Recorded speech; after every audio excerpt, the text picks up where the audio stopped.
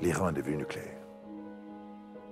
L'Iran est devenu un pays qui aujourd'hui est muni de l'arme nucléaire. Donc les accords d'Abraham, je dirais, n'ont eu aucun intérêt, n'ont aucun intérêt. Nous sommes dans la région des paradoxes.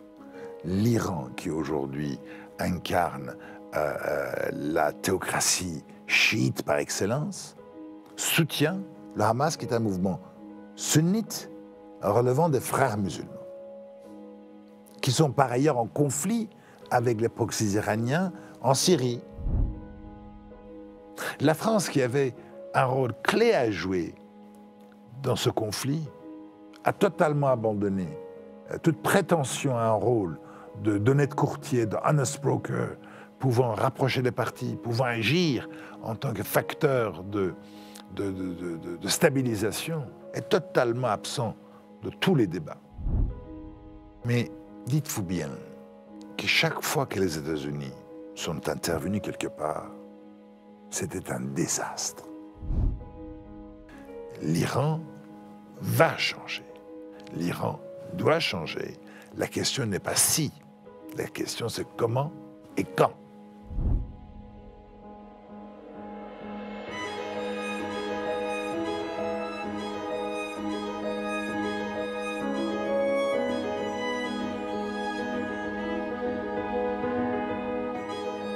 Bienvenue dans Le Cercle, émission débat de la chaîne Risque Intel Média, où nous discutons géopolitique, intelligence économique, management des risques. Et aujourd'hui, nous recevons Maître Ardavan Amir Aslani.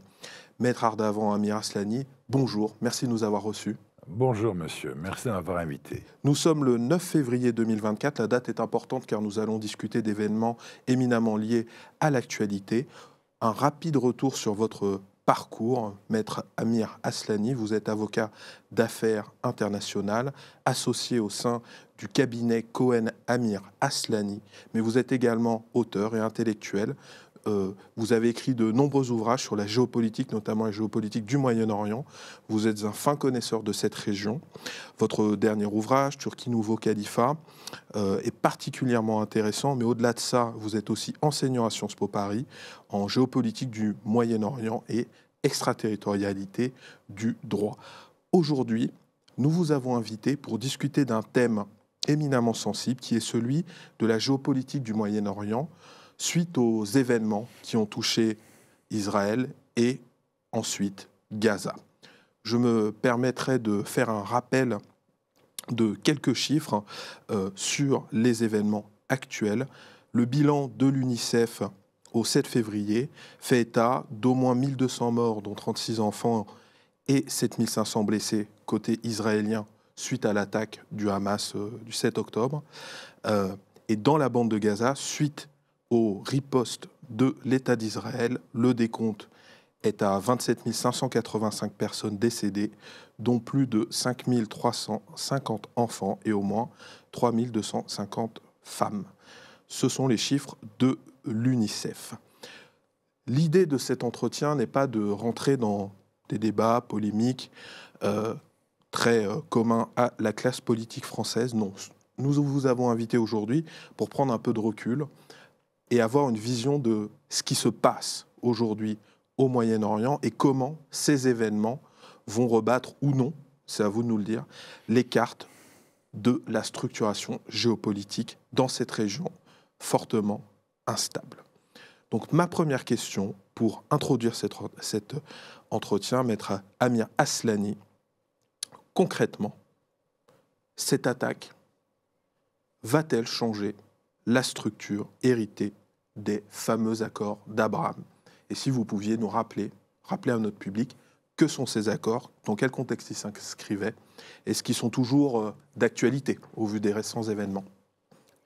La question du devenir des accords d'Abraham est probablement la question la moins importante dans le contexte géopolitique d'aujourd'hui. Il y a plus d'1,5 milliard de musulmans sur Terre. Les accords d'Abraham concernaient quelques pays. Le Bahreïn, qui est plus petit que l'île de Manhattan à New York. les Émirats arabes unis, qui concernent moins d'1 million d'habitants, de nationaux, le Maroc, qui l'a accepté en échange de la reconnaissance de la souveraineté américaine sur le Sahara, et le Soudan qui l'a accepté en échange de sacs de riz et de son enlèvement de la liste des pays sanctionnés. On parle, si vous voulez, d'une donne insignifiante dans le monde arabo-musulman en général. L'immense majorité des pays musulmans et des pays arabes ne reconnaissent pas Israël, n'ont pas fait partie des accords d'Abraham, qui était en fait une création un peu rocambolesque de l'administration précédente aux États-Unis par Donald Trump, qui voulait faire admettre à l'humanité que le monde arabo-musulman n'est plus préoccupé, n'est plus intéressé par le conflit israélo-palestinien, et donc ils sont disposés à reconnaître Israël comme un État de droit et faire fi, à la même occasion, du problème israélo-palestinien. Le 7 octobre 2023, les choses ont changé, puisqu'on a vu que le conflit israélo-palestinien n'avait pas disparu, qu'il était bien présent, et que le monde arabo-musulman, dans son ensemble, est particulièrement préoccupé par le devenir du peuple palestinien. Donc les accords d'Abraham, je dirais, n'ont eu aucun intérêt, et vont globalement disparaître. Réfléchissons un peu au pourquoi des accords d'Abraham. Qu'est-ce qui a fait que des micro-États, des pétromonarchies arabes du Golfe Persique, en l'occurrence les Émirats arabes unis et le Bahreïn, ont décidé d'adhérer à ces accords? Ce n'est pas que ce pays, qui jusqu'à il y a peu ne reconnaissait pas l'État d'Israël, ont décidé de tomber amoureux de ce pays. Ceci est dû au fait que ces pays-là ont peur de l'Iran.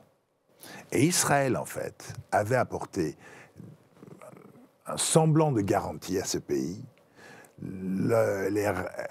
promettant qu'en cas de conflit avec l'Iran, Israël serait à leur côté et que le renseignement israélien serait présent pour les informer en temps utile. Le 7 octobre a prouvé que le renseignement israélien, en l'occurrence, était loin de correspondre au mythe que Tel Aviv aimerait faire admettre à la planète. Parce que figurez-vous, lorsque le déferlement d'horreur a eu lieu le 7 octobre, les combattants du Hamas sont arrivés, l'armée israélienne a mis des heures avant d'arriver, ils ont procédé aux exactions qu'on a pu observer, partir avec plus de 250 otages. Donc, où était le renseignement israélien, qui était la carte de visite principale de ce pays dans le Golfe Persique, pour inciter les uns les autres à se rapprocher d'eux? Où était l'armée israélienne? D'ailleurs, c'est très important de noter une chose, que le 7 octobre a également porté une atteinte aux deux principes fondamentaux de l'État d'Israël. Premier principe, que le Tzahal, l'armée israélienne, est à même d'assurer la protection des Israéliens en Israël. On a bien vu que c'était un échec incontestable. Et deuxième principe, qui est un principe quasi sacré pour ce pays, qui a été gravé sur du marbre depuis Ben Gurion et Golda Meir, c'est-à-dire qu'Israël ne peut compter que sur lui-même pour assurer sa pérennité. L'arrivée dans les 48 heures du président américain et l'arrivée, peu de temps après, de deux groupes aéronavals nucléaires américains ont démontré qu'aussi bien Israël que les États-Unis ont considéré qu'il y avait un risque existentiel majeur pour ce pays. Autrement, que serait-il devenu d'Israël si en même temps le Hezbollah, avec ses 160 missiles, avait attaqué Israël. Hezbollah qui est l'infanterie légère la plus efficace, la plus puissante au monde. Si les actifs militaires iraniens en Syrie avaient attaqué, Israël c'est un tout petit pays. Rien n'aurait pu garantir la pérennité d'Israël dans ce cas-là. C'est ce que d'ailleurs les Américains ont considéré être la réalité, les Israéliens également, d'où l'appel adressé aux Américains de se manifester le plus vite possible afin d'empêcher que cette affaire-là puisse déborder et que ça se transforme immédiatement en une guerre généralisée dans la région avec la pérennité de l'État d'Israël menacée. Deux premiers principes majeurs d'Israël qui ont été battus en brèche. Donc, si je comprends bien, votre analyse de ces mouvements, ce mouvement naval américain, démontre qu'il y avait à ce moment-là un risque d'embrasement général. Au-delà d'embrasement, un risque de disparition de l'État d'Israël. Si vous voulez, Israël ne cesse de se retrouver dans des situations de conflit depuis sa création. Que ce soit la guerre d'indépendance, que ce soit la guerre des 6 jours, que ce soit la guerre de Kippour. Israël en a connu des guerres. Et les a gagnées. Jusqu'à maintenant.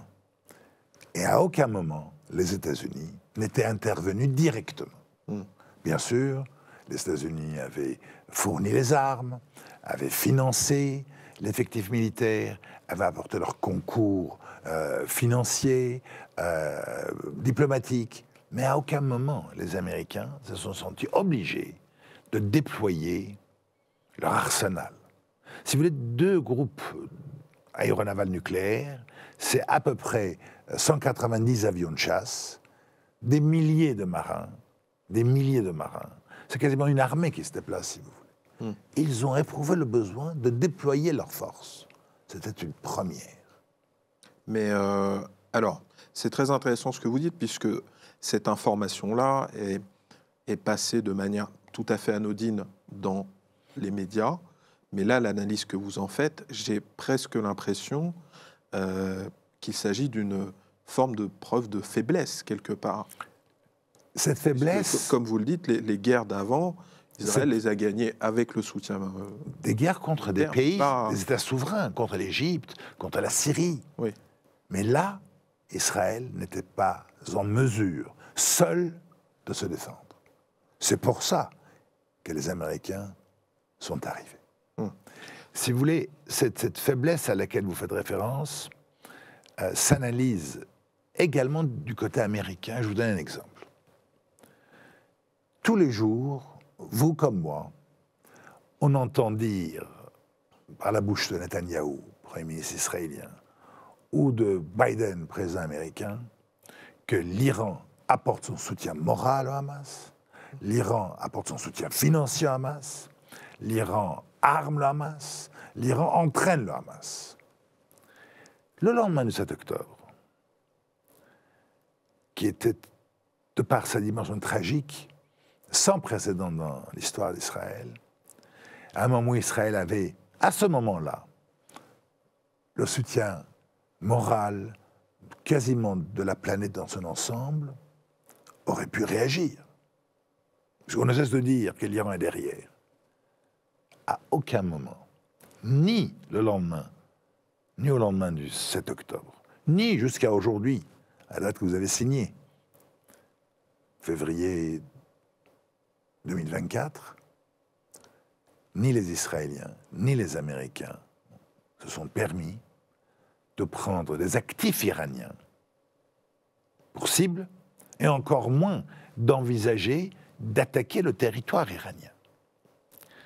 Dites-vous bien qu'il y a 2 semaines, l'une des attaques déployées à l'encontre des bases américaines de la région, et il y en a eu plus de 170 depuis le commencement de la guerre entre Israël et le Hamas à Gaza, 170 fois des bases américaines ont été ciblées par des tirs de missiles de drones, par les proxys iraniens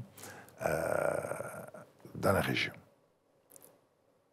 Il y a 2 semaines, il y a eu même une attaque par drone sur la base américaine Tower 22, Tour 22, en Jordanie, qui a entraîné la mort de 3 militaires américains et plus d'une 50aine de blessés, plus ou moins graves.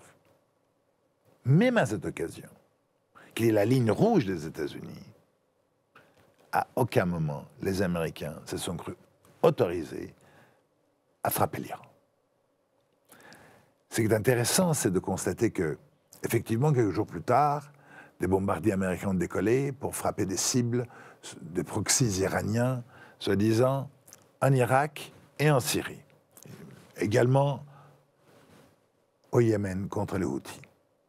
Mais ces attaques se sont réalisées 4 ou 5 jours après cette frappe par drone sur la base américaine Tower 22, ce qui en fait était largement suffisant comme délai, comme si les Américains voulaient annoncer qu'on va frapper, de manière à permettre aux proxys en question d'évacuer leurs installations militaires, leurs équipements militaires et leurs militaires, leurs soldats.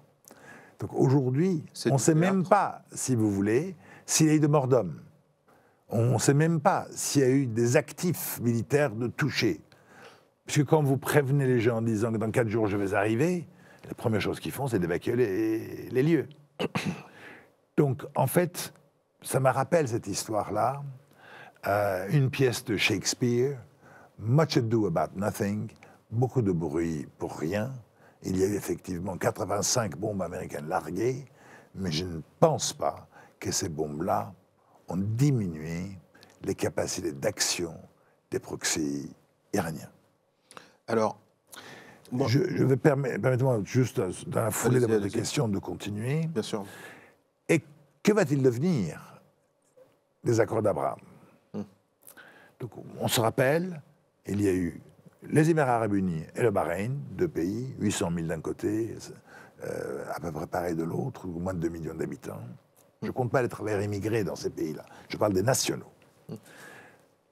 Le Maroc, qui avait toujours entretenu une relation de proximité avec Israël, qui en l'occurrence a profité de l'occasion pour imposer aux Américains la reconnaissance de la souveraineté marocaine sur le Sahara, et le Soudan qui est aujourd'hui engagé dans une guerre civile abominable, avec plus de 7 millions de personnes déplacées, et certains disent 500 000 morts.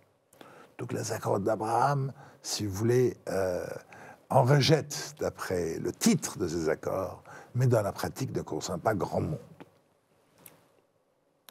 Est-ce que c'est facile aujourd'hui pour le pays arabo-musulman d'adhérer à ces accords et de reconnaître Israël? Je ne le pense pas.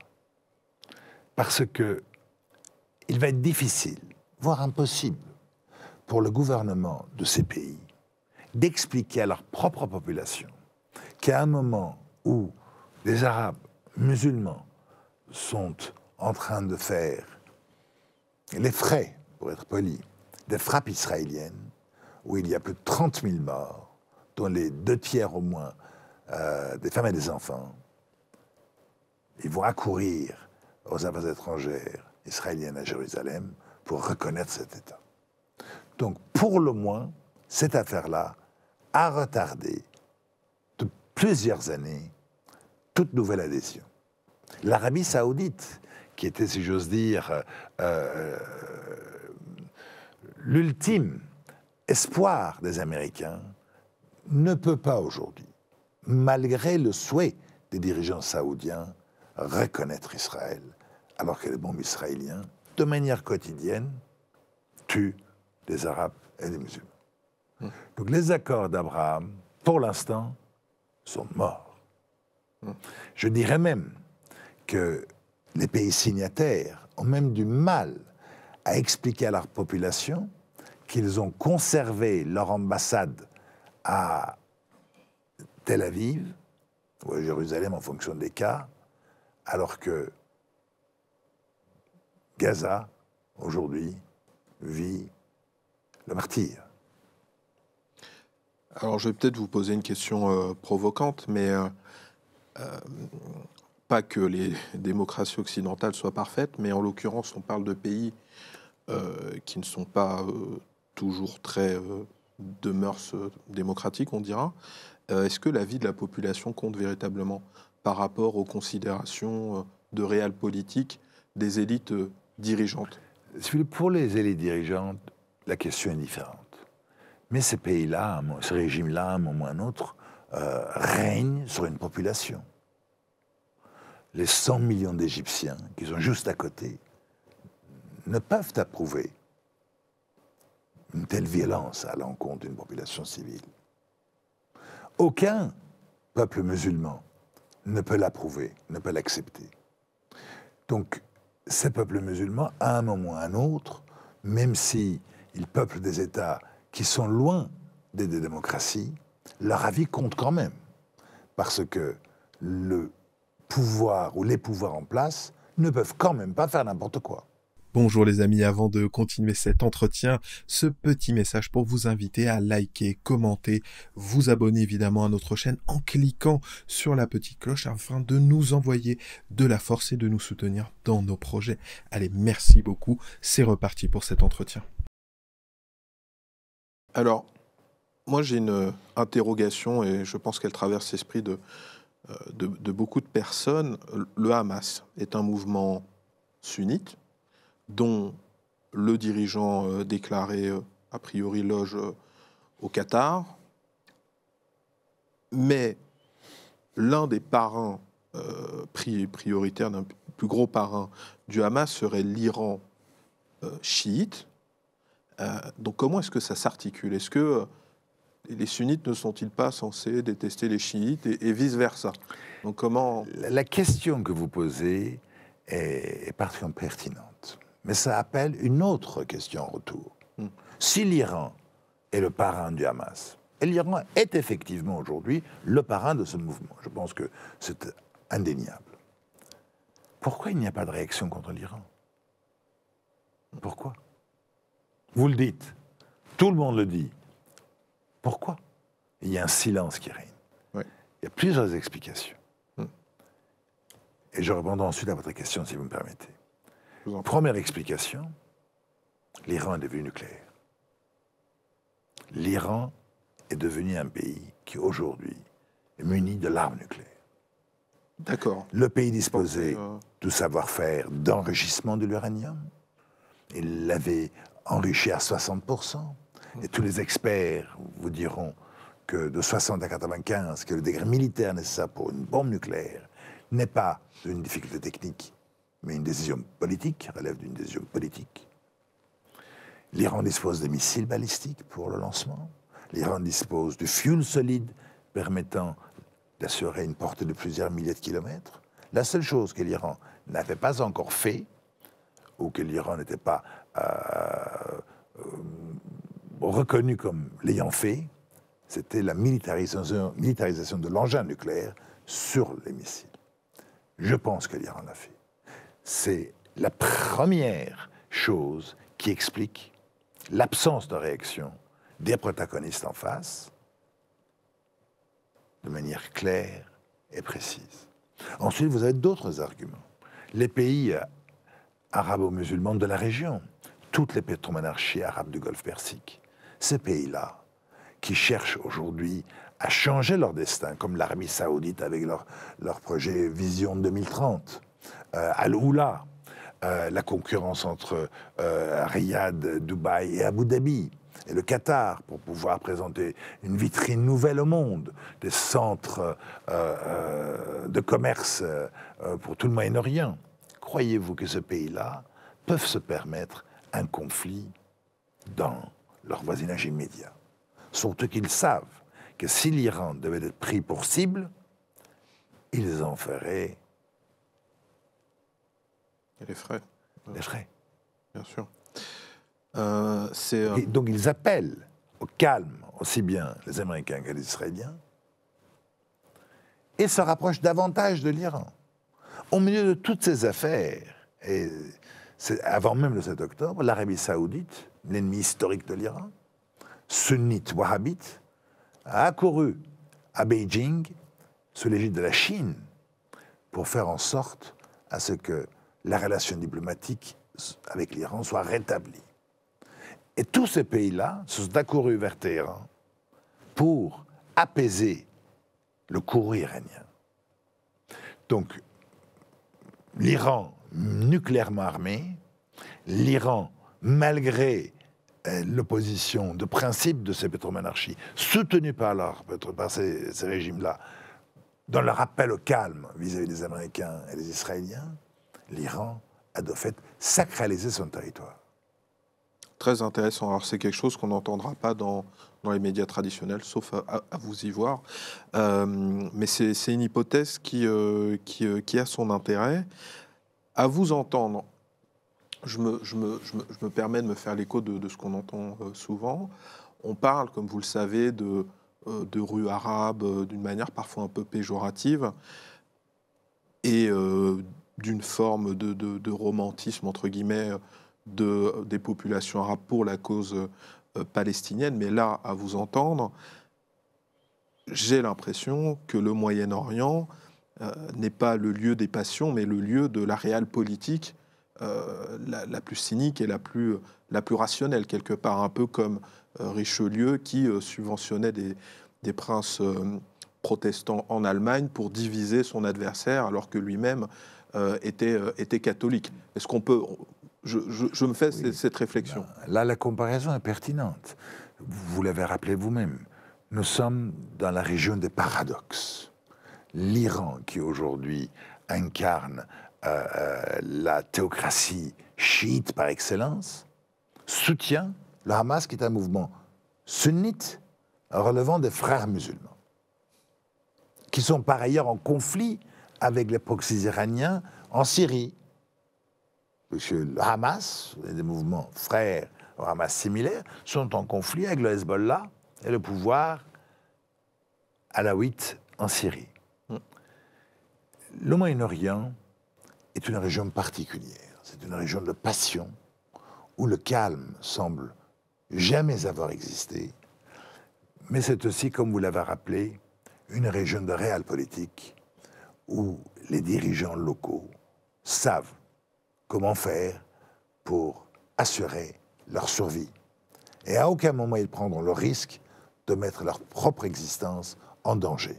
C'est valable pour les pays arabes du Moyen-Orient, c'est valable pour l'Iran, c'est valable pour la Turquie. Très intéressant. Et dans ce maelstrom, ce que je comprends de vos explications, c'est qu'il y a quand même des acteurs qu'on pourrait qualifier de majeurs, avec leur agenda et qui parfois se confrontent, et puis des acteurs mineurs, le Hamas étant un acteur quelque part mineur, car sans soutien extérieur, il ne pourrait pas survivre. Mais concrètement, je ne pose pas la question de la responsabilité, mais qui sort gagnant de ces attaques du 7 octobre? À qui profite le crime? La religion est remplie des régimes qui ne pourraient survivre sans soutien extérieur. Vous avez cité le cas du Hamas, qui n'est pas un État. Israël ne pourrait survivre sans le soutien américain. On l'a vu dernièrement.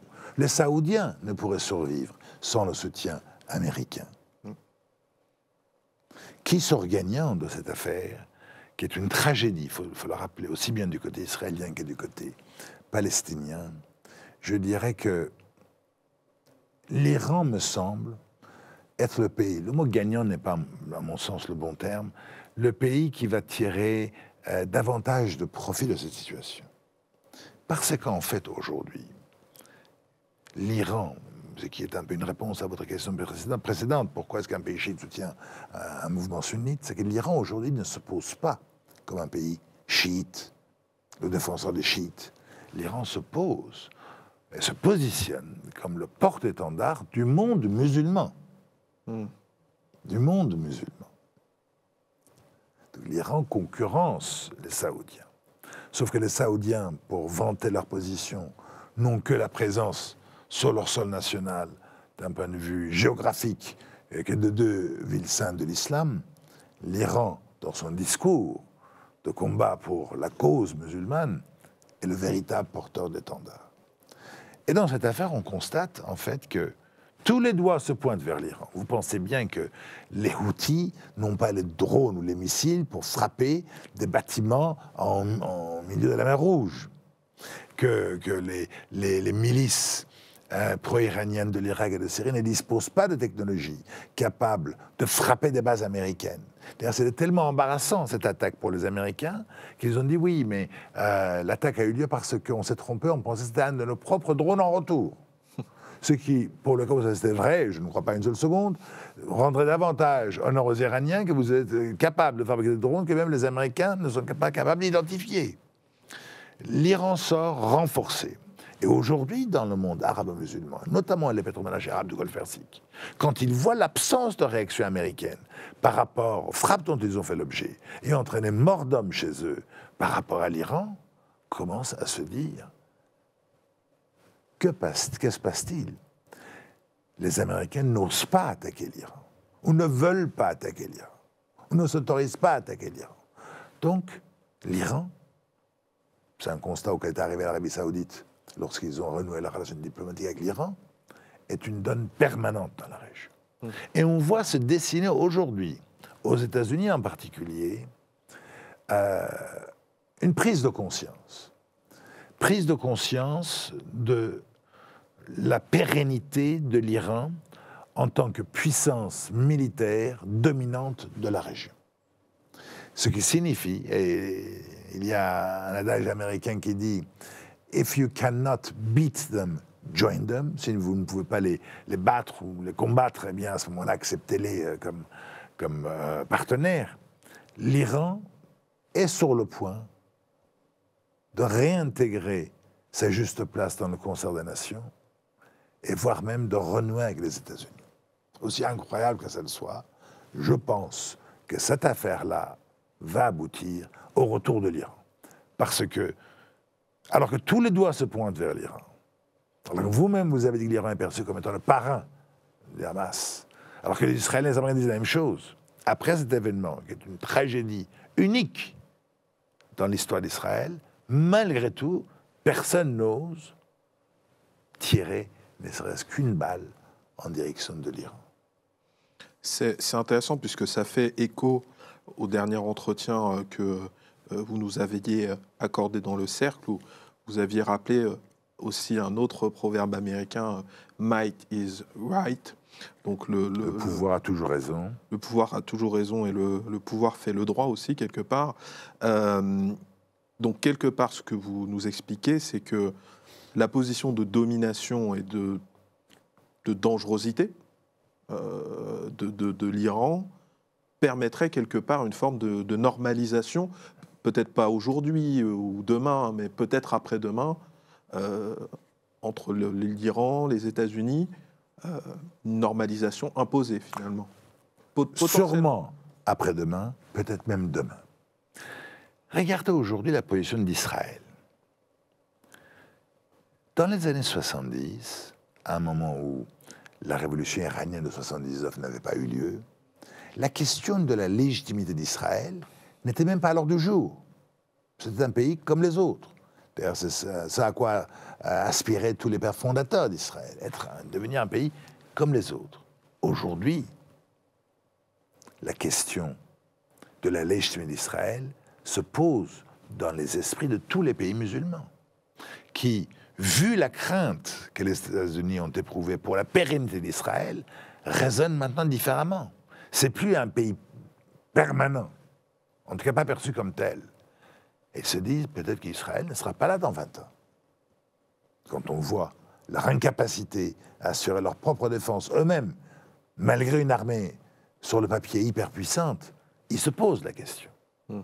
Et puis en tout cas, Israël, depuis l'affaire de Gaza et le carnage qui est opéré, en termes de, si j'ose dire, respectabilité internationale, est revenu 70 ans en arrière.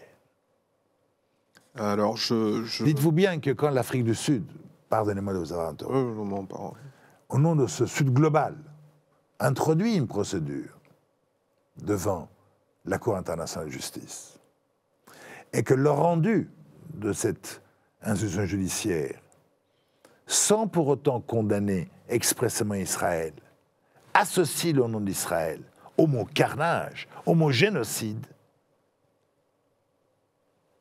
ça a un coût. Puisque la décision dit, la Cour invite Israël à arrêter le génocide. Qui d'autre attaque le peuple palestinien à Gaza? Il n'y a qu'Israël. On ne demande pas à Israël d'empêcher un autre pays. On demande à Israël de s'autocontrôler et pour empêcher un génocide. Donc aujourd'hui, dans l'esprit de la planète, le nom d'Israël est attaché au mot génocide à travers cette décision de justice. Non, c'est certain. Et pour faire écho à ce que vous dites, j'ai trouvé un sondage IFOP en partenariat avec le CRIF qui mesure la sympathie de la population française pour les différents acteurs du conflit, les deux acteurs du conflit. Et cette étude montre, alors certains pourraient s'en inquiéter, mais ça fait quoi ce que vous décrivez au lendemain des attaques du Hamas, la sympathie pour Israël était à 37%, et plus le temps passe, on passe en novembre à 25%, décembre 28%, mais globalement la tendance est plutôt baissière, malgré le fait qu'en effet, ce soit la pire exaction qui est subie Israël. Donc on a un peu l'impression, en effet, que l'image de l'État d'Israël est de plus en plus écornée, que ce soit dans le Sud global, mais aussi en Occident, malgré l'histoire que l'on connaît. Mais je vais vous poser une question peut-être un peu provocante. Est-ce que cela est si important que ça, d'être apprécié du point de vue international? Est-ce que l'image a un poids dans les logiques de rapport de force? Non, vous avez raison. Il y a des pays qui ne sont pas du tout appréciés, mais qui, dans le régime dur. L'Érythrée est un exemple. La Corée du Nord un autre. Mais le cas d'Israël est différent. Jusqu'à l'affaire du 7 octobre, l'idée c'était soit Israël arrive à normaliser sa relation avec ses voisins d'une manière ou d'une autre, avec le monde arabe musulman en général, d'une manière ou d'une autre, d'où l'accord d'Abraham et la tentative de cet accord, soit Israël n'y arrive pas, eh bien Israël deviendra un État forteresse, État citadelle. Cette perspective-là a été anéantie le 7 octobre, puisqu'il a suffi à quelques milliers de membres du Hamas de casser les barrières avec des drones simples, casser les instruments de supervision installés par l'armée israélienne, pénétrer sur le territoire israélien, commettre les exactions que l'on connaît, et que l'armée israélienne a mis entre 5 heures et 7 heures pour arriver sur place. Si vous voulez, cette affaire-là, outre les considérations géopolitiques que j'ai évoquées, dans l'esprit du peuple d'Israël et dans l'esprit du peuple juif en général, revêt un caractère particulièrement important. Le principe de la création d'Israël, c'était de fournir une sorte de refuge pour le peuple juif en général, afin qu'il puisse trouver la sécurité sur un territoire et ne plus faire l'objet, comme ils l'ont fait à travers les millénaires, de pogroms dans les pays de l'Est ou ailleurs que nous avons connus. Ce qui est arrivé sur place, et l'incapacité de Tsahal d'assurer la protection des Israéliens chez eux, a troublé autant le peuple israélien, disons qu'après tout, nous ne sommes pas aussi en sécurité qu'on se l'imaginait en Israël, et également les Juifs du monde entier qui ont vu se réveiller l'abominable spectre, l'image de pogroms passés. Le 7 octobre, c'est un traumatisme. Mais au-delà du traumatisme, quand on regarde les conséquences géopolitiques, moi, la question que j'ai envie de vous poser, c'est celle, en prenant un peu de recul, des dominos. Lorsque le soutien américain à Israël s'est confirmé, et on s'y attendait. Certains observateurs ont fait mention de l'inquiétude ukrainienne par rapport au soutien, d'ailleurs peut-être pas suffisant, de l'OTAN et des États-Unis vis-à-vis de l'Ukraine. Ce qui montre donc que dans les multiples conflits dans lesquels les Américains sont engagés de manière indirecte, il y a un lien. Et la question que je me pose au vu de ce que vous nous... de votre analyse, c'est si, selon ce que certains observateurs considèrent, si l'Ukraine perd, si Israël est menacé, demain, qu'adviendra-t-il de Taïwan? Et globalement, qu'adviendra-t-il de la domination américaine, de l'hégémon américain? Est-ce qu'au-delà de l'affaire, l'horrible affaire du 7 octobre, est-ce qu'au-delà de cela, est-ce que justement cette déstabilisation de l'État d'Israël ne revêt pas un caractère existentiel pour la structure impériale américaine actuelle? Je reviendrai sur les cas d'Israël dans une seconde. Mais dites-vous bien que chaque fois que les États-Unis sont intervenus quelque part, c'était un désastre. Le cas irakien, c'est un exemple.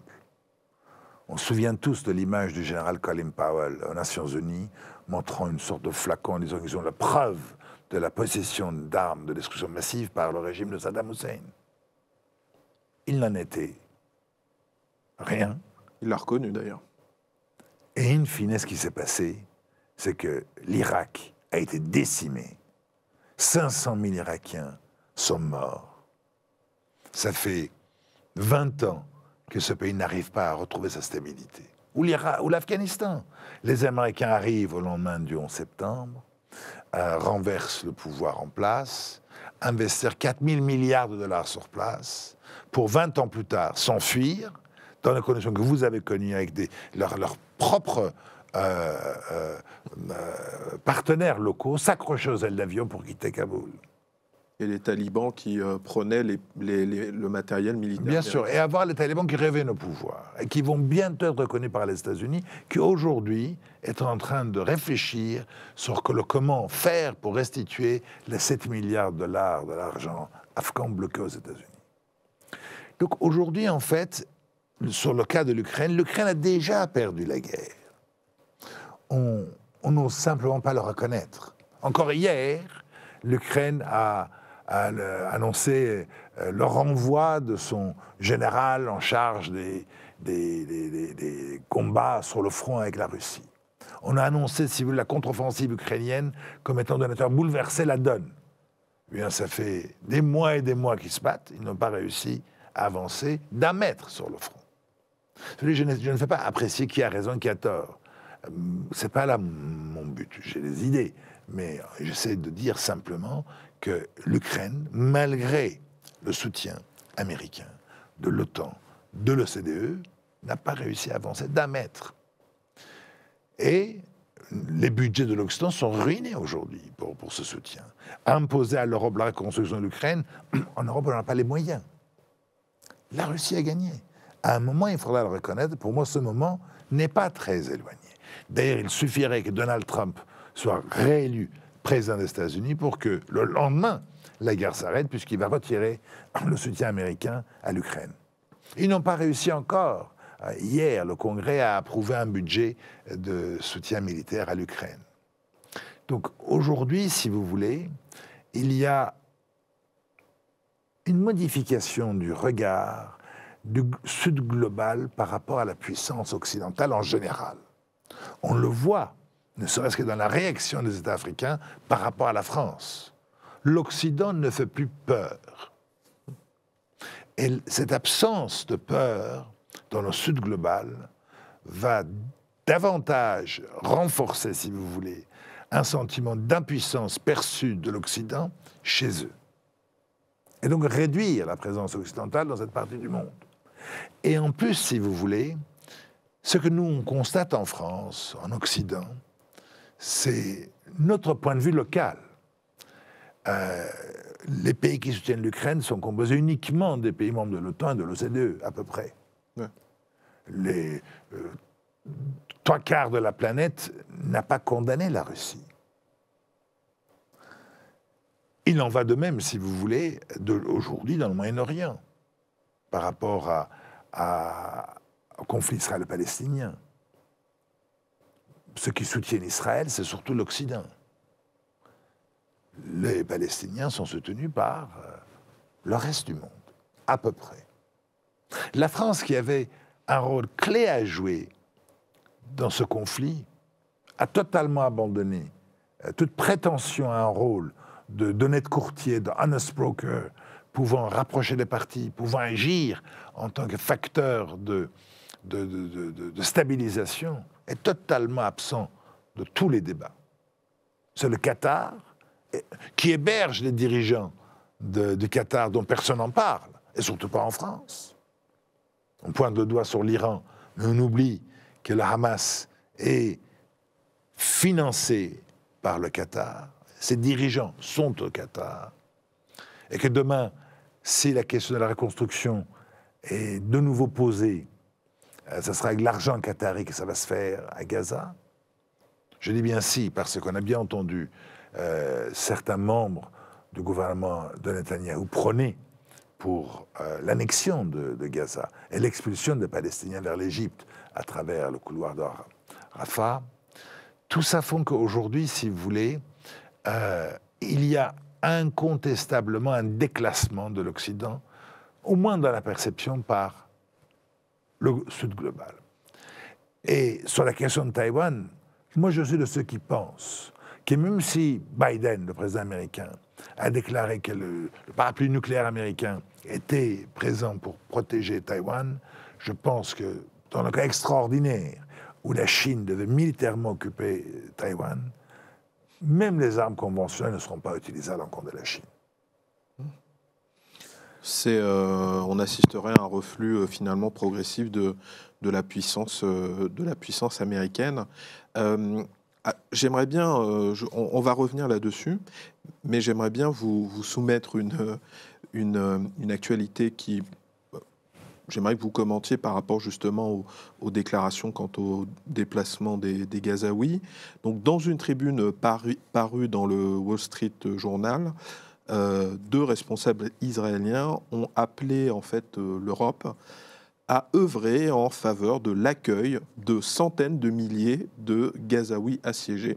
Donc, parmi ces responsables, on retrouve Dani Danon, haut responsable du Likoud, donc le parti de Benjamin Netanyahou, classé extrême droite ou droite forte, bon, ça dépend, mais aussi l'ancien ambassadeur d'Israël auprès des Nations Unies, enfin lui, et Ram Ben Barak, député ancien haut responsable du Mossad. Bref, des gens qui comptent et qui sont proches du pouvoir et qui appellent, dans un journal américain, à ce que l'Europe accueille des réfugiés de Gaza par centaines de milliers, donc j'imagine dans une logique humanitaire peut-être, je ne sais pas. C'est pas une logique, c'est une logique de nettoyage ethnique. En fait, c'est de vider Gaza de sa population. C'est déjà mentionné par des ministres en exercice du gouvernement actuel. Ben-Gvir, Smotrich, tous ces gens-là ne cessent de le proclamer, de le dire. Bah là, ils ont une tribune. Les Américains, bien sûr, ils l'ont déclaré dans une conférence dernièrement aussi, qu'il fallait repeupler Gaza par les colons israéliens. Le discours, si vous voulez, qui vient d'Israël, avec ce gouvernement qui n'est pas très populaire, hein, faut savoir que Netanyahou est détesté par la moitié de la population israélienne. Jusqu'au 7 octobre, il y avait de manière hebdomadaire des manifestations d'Israéliens en désaccord avec lui, sa volonté de modifier l'étendue des pouvoirs de la Cour suprême israélienne, etc. etc. Aujourd'hui, Israël est dans une position de faiblesse dans son image à l'étranger. Et Israël ne peut pas se permettre d'aller dans ce sens-là. Mais ce qui est certain, c'est que les Américains sont toujours les premiers à vanter la prise d'obligations par l'Europe surtout quand c'est à leur détriment. Souvenez-vous, les Américains sont pour la Turquie, pour l'admission de la Turquie au sein de l'Union européenne. Et les Américains sont aujourd'hui pour que l'Europe accueille, si vous voulez, les Palestiniens, alors qu'eux-mêmes, ils veulent construire des murs pour empêcher l'arrivée des propres réfugiés et immigrants sur leur propre territoire. Et aujourd'hui, c'est d'une clarté limpide. Ils ont imposé à l'Europe la reconstruction de l'Ukraine, pour laquelle l'Europe n'a pas le budget nécessaire. À un moment où l'Europe connaît une faiblesse économique réelle. L'Allemagne a connu une récession en 2023. Et c'est probablement la même chose en 2024. Donc tout ça font qu'aujourd'hui, on continue d'avoir une image, si vous voulez, très hyperpuissante de ce que l'Occident, mais cette image n'est que perçue que par nous-mêmes. Et qu'en face, cette image-là n'existe plus. Et alors, la question que je me pose, c'est est-ce que le symptôme en tout cas de cette faiblesse perçue par certains de l'Occident, est-ce qu'un de ces symptômes ne serait pas recherché derrière les relations entre Israël et la Russie, puisque les relations, malgré les relations très bonnes d'Israël avec les États-Unis, je crois comprendre, mais c'est à vous de nous expliquer, qu'Israël a des relations plutôt bonnes. Oui, Israël a des relations très positives avec la Russie, avec l'Ukraine en même temps, parce qu'il y a plus d'1 million d'Israéliens originaires de ces pays, et c'est normal, je dirais. Vous avez même un autre pays qui est membre de l'OTAN, qui est la Turquie, qui a d'excellentes relations avec les deux pays également. Donc on n'est pas à quelques paradoxes de près dans cette affaire. Mais j'aimerais revenir sur une chose, qui est cette prise de conscience que cette affaire-là du 7 octobre a réalisée dans la pensée américaine. Aujourd'hui, les États-Unis sont en train de comprendre, voilà ce que j'ai dit tout à l'heure, qu'il fallait qu'on regarde l'Iran, non pas en fonction de ce que nous pensons, nous en Occident, de l'Iran, mais en fonction de l'image que les Iraniens ont de leur propre pays. Les Iraniens considèrent qu'ils sont un empire.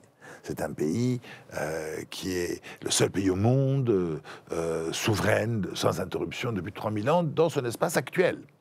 Et il se considère comme un empire. Aujourd'hui, un soldat iranien peut partir, drapeau iranien à la main, de la frontière pakistanaise jusqu'à la Méditerranée, sans à aucun moment se dévêtir. Et toujours en territoire ami.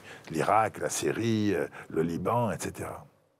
Donc si on veut raisonner en termes de calme au Moyen-Orient, en termes d'espoir de paix, en termes de sécurité réelle pour Israël, ça ne peut passer que par le retour de l'Iran dans le concert des nations.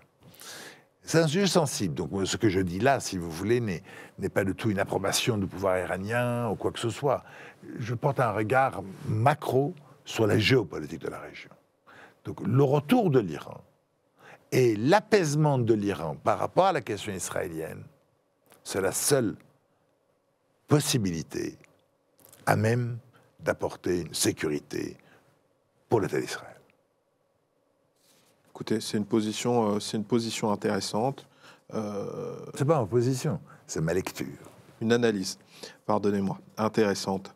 Non, mais c'est particulièrement éclairant ce que vous expliquez. Et moi, la question qui me vient en vous écoutant, je me fais l'écho de certains observateurs qui considèrent que la domination américaine, avec tous les désavantages qu'elle a, malgré tout permet une forme de Pax Americana, n'est-ce pas, et qu'un reflux des États-Unis, un reflux du monde par les États-Unis aurait des conséquences désastreuses sur les conflits régionaux, et certains pensent qu'un affaiblissement des États-Unis aboutirait de facto à ce que des conflits régionaux violents, de haute intensité, comme on dit maintenant, éclatent un peu partout dans le monde.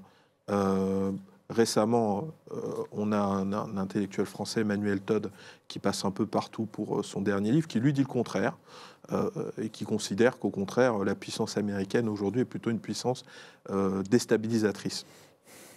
Bon, toutes les analyses sont posées sur la table. Qu'est-ce que vous en pensez? Est-ce qu'un reflux des États-Unis, avec par exemple une élection de Donald Trump, entraînerait des conflits régionaux de partout, Est-ce que la planète s'en retrouverait ensanglantée de facto? Moi, je pense que c'est une erreur de considérer qu'on a besoin de la puissance militaire américaine pour assurer la paix et la stabilité dans le monde. Je pense effectivement que les interventions américaines sont source de perturbation davantage que source d'apaisement. D'ailleurs, les conflits explosent un peu partout et l'Amérique est toujours là. Donc, que ça change. L'Amérique aujourd'hui, avec ses 11-12 porte-avions nucléaires, avec un budget militaire de défense, si vous voulez, qui est supérieur à tous les budgets de défense de tous les pays du monde réunis, avec 880 milliards de dollars, ce pays est là, avec le plus grand budget, avec ses armements partout, mais ça n'empêche pas les conflits. Les conflits ont lieu parce que les raisons de leur explosion, de leur éclosion, sont autres que l'absence ou la présence d'une autorité policière capable d'y mettre un terme. Donc le gendarme du monde n'est peut-être pas... En tout cas, ce n'est pas les Américains. Qui est-ce que ça peut être? Ça peut être l'ONU, ça peut être l'Europe, si l'Europe avait le courage d'assumer sa souveraineté, de disposer d'une souveraineté militaire. Si la France pouvait assumer son rôle. Et par rapport à ce que vous nous disiez du retour potentiel de l'Iran dans le concert des nations, ne pourrait-on pas imaginer une nouvelle architecture mondiale structurée autour de plusieurs pôles, grands pôles régionaux, qui, dans leur région d'influence, auraient tout intérêt à ce qu'il y ait une stabilisation quelque part? Est-ce que ce n'est pas ça l'architecture de demain? Ça a existé. Ce n'est pas une nouveauté, si vous voulez, à ce que vous évoquez. Ouais. Ça a existé. Dans les années 70, les États-Unis avaient délégué la mission de maintien de l'ordre au Moyen-Orient à l'Iran. Et effectivement, personne n'osait bouger. La même chose va se reproduire. Ce qui va, étonnamment, également contribuer à une réforme du pouvoir iranien, indispensable et nécessaire. Et justement, parce que on parle d'Iran depuis tout à l'heure, vous en êtes un fin connaisseur. Quelles sont les fractures qui traversent la société iranienne? Est-ce qu'on est, comme en Russie, j'ai envie de vous dire actuellement, avec un petit groupe qui n'aime pas Vladimir Poutine, mais quand même, on sait très bien que la grande majorité des Russes sont derrière Vladimir Poutine et son collectif, parce qu'il n'est pas seul. Comment ça se passe en Iran? Est-ce qu'on a une population... Si vous voulez, ce qui va entraîner le changement en Iran, c'est la démographie. L'Iran de 2024 est un pays de 88 millions d'habitants. 88 millions d'habitants. On répète le chiffre parce que... 88 millions. Voilà, parce que... L'Iran de 79... C'est pas un petit pays. C'est pas un petit pays. L'Iran de 79, il y avait 33 millions d'Iraniens. Donc la population a plus que doublé, voire bientôt triplé en 50 ans, 45 ans. Ça signifie en fait que l'immense majorité de la population iranienne est jeune, très jeune. Et comme c'est une population qui est particulièrement éduquée, avec un niveau d'éducation supérieur à la moyenne haute de l'Occident, particulièrement ouvert sur le monde, avec le persan qui, malgré la petite taille du pays par rapport aux 8 milliards d'habitants sur Terre, est l'une des langues les plus usitées sur Internet. Un pays parmi les plus scientifiquement avancés, on l'a vu encore il y a 15 jours, avec le lancement simultané de 3 satellites en orbite, à 500 km et à 750 km, faisant entrer le pays dans le club très restreint des pays capables de réaliser une telle chose. Avec la particularité, le pays, ça fait 45 ans qu'il est sous sanction. Malgré ça, ils réussissent ces exploits scientifiques. Ce qui veut dire par ailleurs que les sanctions américaines, à part faire souffrir le peuple iranien, n'ont pas servi de l'objectif recherché, c'est-à-dire un changement de régime en Iran. Donc le pouvoir iranien aujourd'hui, par contre, est un pouvoir théocratique, gérontocratique, qui est en décalage par rapport à cette jeunesse iranienne qui aspire à vivre, à échanger avec le monde, à retrouver la place de l'Iran dans les échanges internationaux, à tout simplement disposer d'un avenir avec un mode de vie séculier pour le pays, où il y aurait une distinction entre la religion et la politique. l'immense majorité des Iraniens pense ainsi. Donc l'immense majorité des Iraniens est en conflit aujourd'hui avec la théocratie en place. La seule théocratie au monde, si on fait abstraction de l'Arabie Saoudite et d'Israël. L'Iran va changer. L'Iran doit changer. La question n'est pas si. La question, c'est comment et quand. Et je pense que les Américains ont compris la chose, et ont pu, au bout de 45 ans, à mettre le régime à terre, de comprendre que, ma foi, il fallait faire un deal avec l'Iran. Et le deal consisterait à lever les sanctions et le retour de l'Iran. Ce qui va immédiatement amener un calme et une sérénité au Moyen-Orient. Donc, une Amérique un peu moins impérialiste permettrait finalement une stabilisation au Moyen-Orient? L'Amérique peut rester impérialiste. L'Amérique, sa vocation, c'est d'être un pays impérialiste.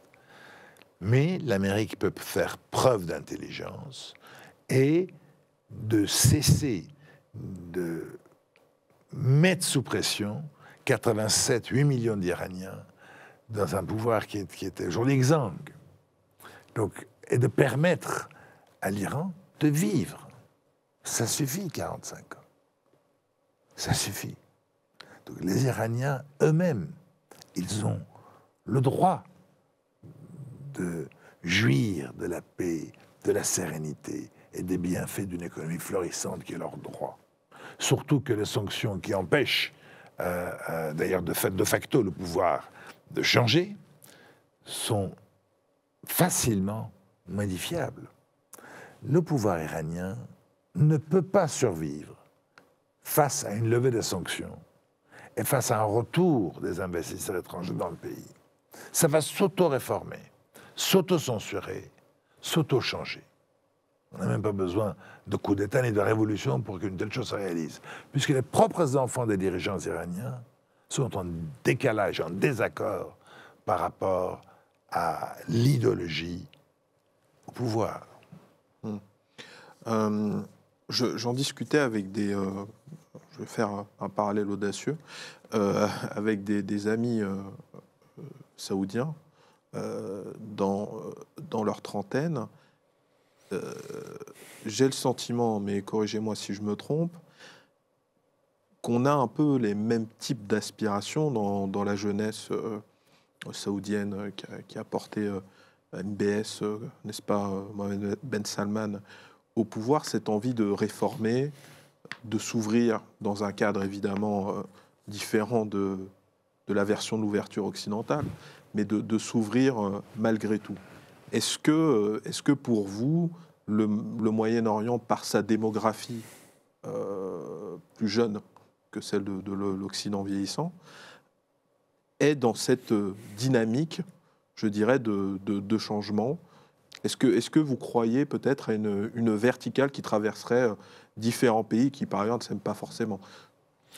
Je pense que les aspirations sont quasiment identiques partout. Par contre, toutes les situations ne se valent pas.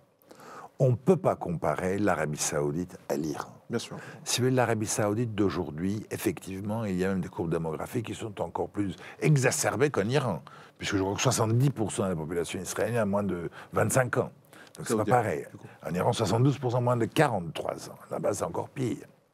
Donc, mais l'Iran, si vous voulez, est un État. L'Iran, c'est une civilisation. L'Iran, et la population iranienne est une population éduquée, scientifiquement avancée. On ne peut pas comparer ce peuple-là à d'autres peuples, sans qu'il y ait un sentiment de condescendance ou de supériorité chez moi. 92% de la population masculine saoudienne ne travaille pas, par exemple. Le chiffre américain. Ils sont soi-disant fonctionnaires, ils ont soi-disant un salaire, mais ils ne travaillent pas. Ils sont rentiers. Si vous prenez, il n'y a personne un salaire versé par l'État pour acheter la paix sociale. Si vous regardez la population saoudienne, la moitié ou un bon 40% sont composés exclusivement de travailleurs immigrés qui maintiennent le pays. Donc, et en plus, MBS n'est pas tout puissant dans son pays. Si vous voulez, pour parler vulgairement, il y a beaucoup de gens qui veulent la peau de MBS dans son propre pays. Rappelez-vous, il y a quelques années, il a mis à l'hôtel Ritz-Carlton de Riyad 400 des membres les plus éminents du pouvoir saoudien. Tout ce qui relevait du régime précédent du roi Abdallah. Ils ont été emprisonnés, frappés, torturés. 2 personnes sont mortes. Et il s'est vanté lui-même d'avoir pu extraire 100 milliards de dollars auprès de ces personnes-là. L'Arabie Saoudite et donc MBS est donc fâché avec tous ceux qui l'ont précédé.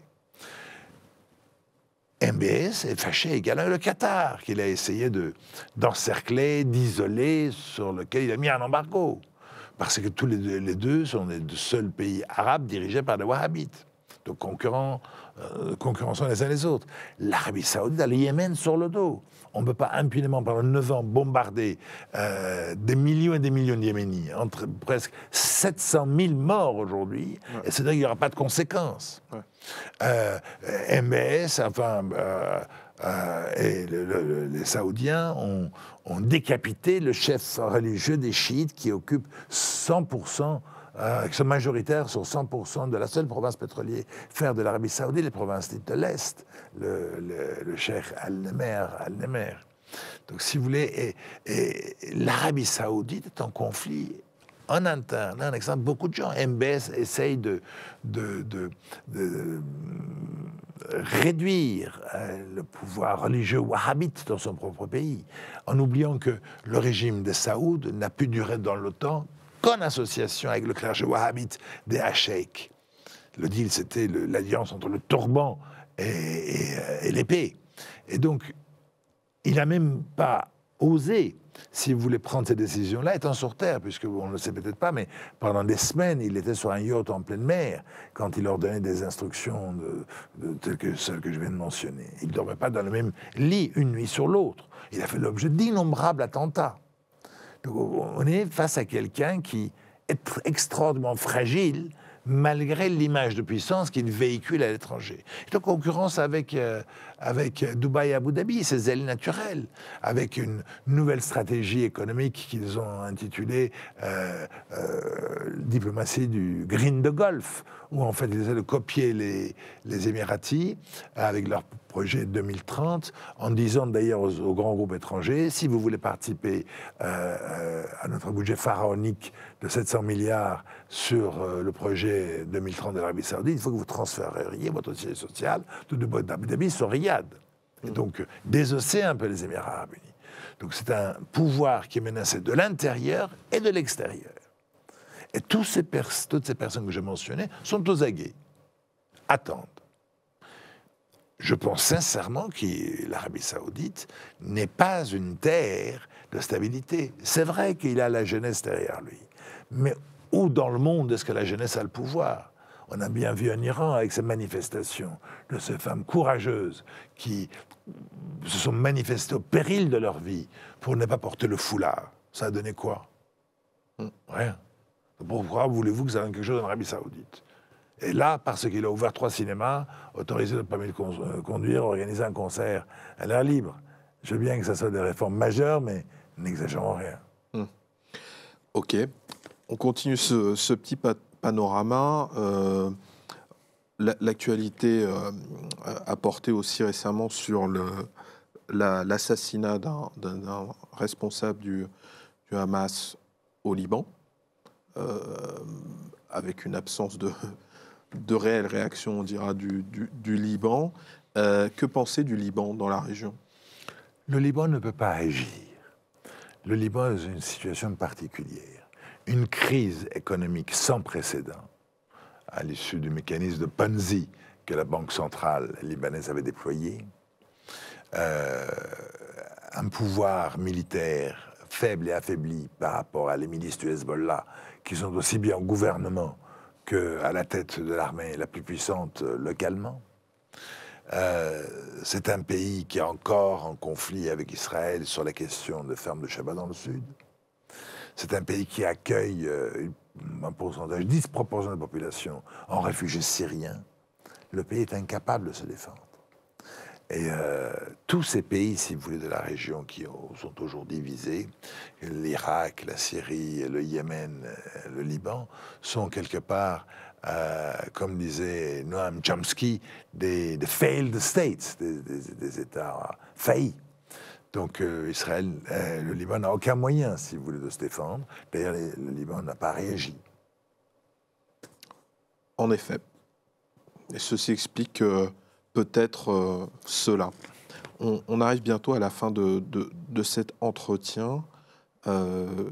J'aimerais poser cette question peut-être optimiste ou pas, ça dépendra de votre réponse. Y a-t-il un espoir pour une stabilité au Moyen-Orient, selon vous? La seule possibilité que je vois, la seule, c'est le retour de l'Iran. La reconnaissance par l'Occident de la puissance iranienne dans la région, la reconnaissance du peuple iranien en tant que civilisation, la reconnaissance de la taille de l'Iran et la reconnaissance du potentiel de devenir de l'Iran. Tant que l'Iran ne retrouvera pas sa juste place, il n'y aura aucune forme de stabilité dans la région. Et est-ce que cela aurait un impact, vous pensez, sur les populations palestiniennes à Gaza? Bien sûr, aujourd'hui, si vous voulez, si l'Iran devait revenir, il n'y aurait plus besoin de proxies. L'Irak va retrouver le calme. Les Américains vont se retirer, la Syrie va retrouver la paix, les Houthis seront épargnés, il n'y aura plus, si vous voulez, de mouvements armés indépendants à l'intérieur des États souverains. Et puis, si l'Iran devait baisser la rhétorique à l'encontre d'Israël, la situation s'apaisera et on trouvera un modus vivendi avec les Palestiniens et les Israéliens. Tout cela dépend du retour de l'Iran. Parce que quand vous regardez, quand vous parlez de l'Iran, ce n'est pas que l'Iran. Vous parlez des centaines de milliers de proxys iraniens en Irak, en Syrie, le Hezbollah au Liban, en Afghanistan, le Yémen. Aujourd'hui, d'après les dires de tous les commentateurs, Israël est en guerre indirectement avec l'Iran sur la question du Hamas. Sauf qu'on n'ose pas tirer une balle en direction de l'Iran pour les raisons qu'on a évoquées, ce qui signifie qu'il faut s'entendre avec l'Iran, d'une manière ou d'une autre. Soit on fait la guerre, et c'est pas possible aujourd'hui, vu le coût que cela représenterait. D'ailleurs, il n'y a aucune raison de faire la guerre.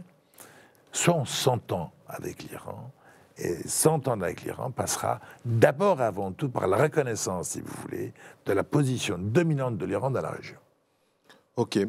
On terminera sur cette belle conclusion très empreinte de réel politique et d'analyse argumentée. Maître Ardavan Amir Aslani, merci beaucoup d'avoir été avec nous. Merci à vous. Merci pour ce bel entretien du Cercle. Si vous avez aimé ce contenu, n'hésitez pas évidemment à liker la vidéo, à la partager, à commenter pour nous envoyer de la force et pour que nous puissions vous faire toujours plus de beaux entretiens et réinviter encore une fois, pourquoi pas, Maître Ardavan Amir Aslani. Merci beaucoup. Merci. Et à très bientôt dans Le Cercle, émission débat de la chaîne Risque Intel Média.